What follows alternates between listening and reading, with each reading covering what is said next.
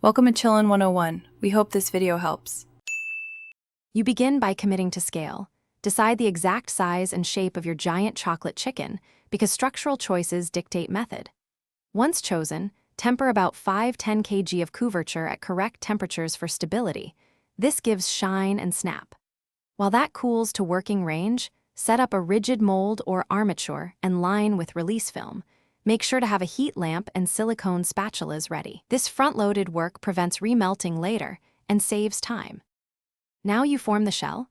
Pour or brush multiple even layers of tempered chocolate, chilling each layer for 10–20 minutes to reach required thickness. This creates consistent strength. Once halves are sturdy, reinforce interiors with food-safe dowels or cast chocolate ribs because a hollow giant needs internal support. If you want weight and stability, add a firm ganache or chocolate core around supports. Make sure pieces align precisely before sealing. Tight seams reduce stress points and prevent crack. To finish, you join halves using a warm bead of tempered chocolate and press firmly so the seam sets flat. Then fill any internal voids with ganache for balance. Once sealed, add feathers, eyes, and surface texture using tempered chocolate or cocoa butter spray.